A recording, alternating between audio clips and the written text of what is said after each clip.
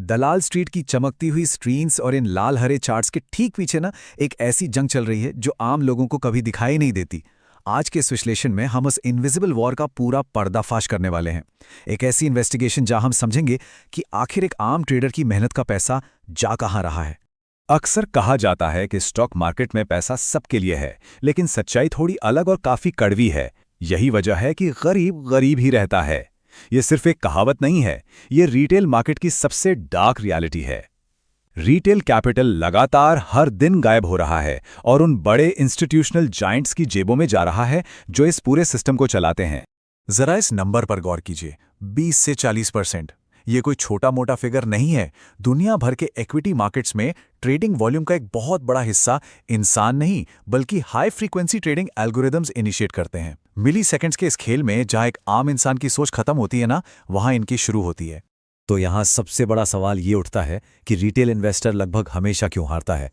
क्या ये सिर्फ किस्मत का खेल है या फिर मार्केट का स्ट्रक्चर ही कुछ इस तरह डिजाइन किया गया है कि एक आम ट्रेडर का हारना बिल्कुल तय है। चलिए मार्केट के इस चक्रव्यूह को थोड़ा स्टेप बाय स्टेप डिकोड करते हैं। सबसे पहले बात करते हैं उस ट्रैप की, उस जाल की जिसमें एक आम इन्वेस्टर आसानी से फंस जाता है। यहां टकराव बिल्कुल साफ दिखता है। एक तरफ है अपना रिटेल मनी, जिसे मार्केट की भाषा में अक्सर डम मनी कह दिया जाता है। क्यों? क्योंकि ये इमोशंस, प्रेडिक्शंस और हार्ड स्टॉप लॉसेस पर चलता है। और दूसरी तरफ है इंस्टीट्यूशनल स्मार्ट मनी, जो प्योरली डेटा ड्रिवन है, कंटिन्यूसली मार्केट के हिसाब से अडैप्ट करता है और जिसके पास अनलिमिटेड कैपिटल है। ये लिटरली एक डेविड और गोलायत का मुकाबला है, जहां गोलायत लगातार जीत रहा है। मार्केट में ट्रेडर्स अक्सर कुछ ऐसी गलतियां करते हैं जिन्हें उन्होंने अपना असूल मान लिया है। जिसे लोग डिसिप्लिन मानते हैं, वही उनके अकाउंट्स धीरे धीरे खाली कर देता है। जैसे हाई विन रेट सिस्टम्स के पीछे भागना, फिक्स टॉप लॉसेस लगाना जो मार्केट मेकर्स आसानी से हंट कर लेते हैं, या फिर मार्केट के टॉप और बॉटम को प्रिडिक्ट करने की कोशिश करना। डेटा दिखाता है कि कमर्शियल बॉट्स और इंटरनेट गुरुज ने आम इन्वेस्टर्स को इस तरह कंडीशन ही किया है कि वो इस ट्रैप में आसानी से गिर जाएं। अब आते हैं इस कहानी के प्राइम सस्पेक्ट्स पर। संस्थागत ट्रेडिंग यानी स्मार्ट मनी एल्गोस का उदय। ये स्मार्ट मनी आखिर है क्या? सिंपल शब्दों में, ये वो मैसिव कैपिटल है जो सेंट्रल बैंक्स, हेज फंड्स और बड़े इंस्टीट्यूशनल प्लेयर्स मैनेज करते हैं। ये लोग मार्केट को प्रिडिक्ट नहीं करते, बल्कि अपने मैसिव वॉल्यूम से मार्केट को क्रिएट करते हैं। इन्हें 5 मिनट के चार्ट्स या आरएसआई इंडिकेटर्स की जरूरत नहीं होती। ये सिर्फ मैक्रो इकोनॉमिक डेटा और लगातार लिक्विडिटी फ्लो पर चलते हैं। लेकिन असली खेल यहां शुरू होता है। इन बड़े इंस्टीट्यूशंस के पास सिर्फ पैसा ही नहीं है, बल्कि ऐसी अल्ट्रा फास्ट एल्गोरिदम्स हैं जो मार्केट की हर एक धड़कन को पढ़ लेती हैं। एक ऐसा मैथमेटिकल एज जिसका मुकाबला कोई भी इंसानी दिमाग या इंट्यूशन कर ही नहीं सकता। इस एज को समझने के लिए हमें मिली सेकेंड्स के उस खेल को समझना होगा जिसे लेटेंसी आर्बिट्राज कहते हैं। यहां स्पीड ही सब कुछ है। इस माइक्रोसेकंड ट्रांजैक्शन को जरा ध्यान से देखिए। एक इंस्टीट्यूशनल एल्गो इंस्टेंटली स्पॉट करता है कि एक स्टॉक की बिड ₹9.5 है और आस्क्स ₹10 है। एल्गो से तुरंत खरीद लेता है, इससे पहले कि रिटेल ट्रेडर की स्क्रीन पर वो डेटा पहुंचे भी। फिर जब एक आम ट्रेडर बाय ऑर्डर डालता है तो वही एल्गो उसे ₹10.5 में बेच देता है, बिना किसी रिस्क के ₹1 का सीधा प्रॉफिट। अब ₹1 या 1 सेंट सुनने में शायद छोटा लग सकता है, लेकिन इस फैक्ट को समझना जरूरी है। हाई फ्रीक्वेंसी ट्रेडर्स ऐसे शॉर्ट टर्म पोजीशंस में लगातार एंटर और एग्जिट करते हैं और सिर्फ एक छोटे से फ्रैक्शन का प्रॉफिट कमाते हैं। लेकिन दिन भर में ऐसे लाखों करोड़ों ट्रेड्स एग्जीक्यूट होते हैं। एक्सचेंजेस के सर्वर्स के ठीक बगल में अपने सुपर कंप्यूटर्स लगाकर ये अल्ट्रा फास्ट इंफ्रास्ट्रक्चर रोजाना मार्केट से वेल्थ निचोड़ रहा है। और अगर लगता है कि ये सब सिर्फ बाहर के देशों में होता है, तो चलिए अपने इंडियन मार्केट्स और अनरेगुलेटेड एपीआईज के खतरे पर नजर डालते हैं।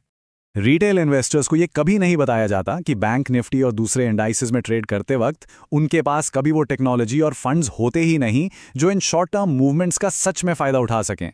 उन्हें इंटरनेट पर of the shelf algo strategies और एपीआई टूल्स बेचे जाते हैं, एक बड़े प्रॉफिट का सपना दिखाकर, जो एक्चुअली उनके किसी काम के नहीं होते। इसका खतरा कितना बड़ा है, ये डायरेक्टली सेबी के इस कंसल्टेशन पेपर से साफ हो जाता है। अनरेगुलेटेड और अनअप्रूव्ड एल्गोज मार्केट के लिए एक बहुत बड़ा रिस्क हैं। इन थर्ड पार्टी वेंडर्स पर किसी का कोई कंट्रोल नहीं है। जब एक आम ट्रेडर इनके जरिए अपनी ट्रेडिंग ऑटोमेट करने की कोशिश करता है तो एक माइनर सी ग्लिच या फेल्ड हुई स्ट्रैटेजी उसका पूरा कैपिटल जीरो कर सकती है। और सबसे डरावनी बात, यहाँ कोई ग्रीवेंस रिड्रेसल मैकेनिज्म भी ना के बराबर होता है। इस टेक्नोलॉजी के अलावा एक और बहुत बड़ा साइकोलॉजिकल भ्रम है जिसका शिकार हम सब होते हैं, द रिटेल सेंटिमेंट इल्यूजन। इस चार्ट पर इस डेंजर जोन को देखिए। जब रिटेल सेंटिमेंट ये दिखाता है कि 80% लोग किसी एसेट को खरीद रहे हैं तो आमतौर पर लगता है कि ट्रेंड बहुत स्ट्रांग है, लेकिन स्मार्ट मनी ठीक इसका उल्टा सोचता है। जब क्राउड ओवरवेलमिंगली बाइंग कर रही होती है तो वो दरअसल इंस्टीट्यूशंस को उनके बड़े सेल ऑर्डर्स एग्जीक्यूट करने के लिए लिक्विडिटी दे रही होती है। ये डाइवर्जेंस किसी भी मार्केट क्रैश का सबसे बड़ा और क्लियर सिग्नल होता है। 90% लोग ये गलती करते हैं। वो ट्रेंड के बिल्कुल आखिरी हिस्से में एंट्री लेते हैं जब मूव एक्चुअली खत्म हो चुका होता है। इंस्टीट्यूशंस क्या करते हैं? वो आम ट्रेडर्स के स्टॉप लॉसेस का इस्तेमाल अपने मैसिव ऑर्डर्स के फ्यूल के रूप में करते हैं। रिटेल सेंटिमेंट सच में एक कंट्रेरियन इंडिकेटर है, यानी जहां आम ट्रेडर का पैसा फंसता है, एग्जैक्टली वहीं से इंस्टीट्यूशनल मनी अपना मुनाफा बनाती है। तो क्या इसका मतलब ये है कि इस संस्थागत मार्केट में आम ट्रेडर का बचाव मुमकिन ही नहीं है? ऐसा नहीं है। यहां इन अलग अलग इन्वेस्टमेंट एवेन्यूज के रिस्क और रिटर्न प्रोफाइल को देखिए। एक इन्वेस्टर की सर्वाइवल स्ट्रैटेजी सिर्फ और सिर्फ प्योर रिस्क मैनेजमेंट और एसेट एलोकेशन पर टिकी होनी चाहिए।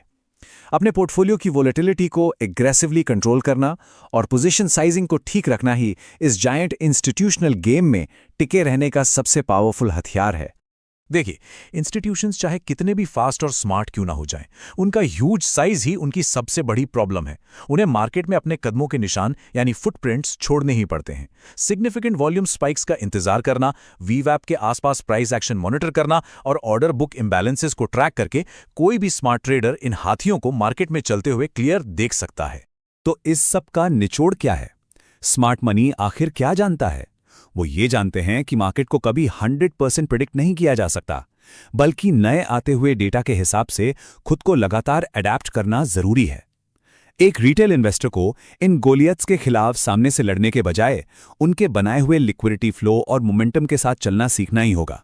इस पूरे विश्लेषण को एक बहुत ही अहम सवाल के साथ यहां खत्म करते हैं।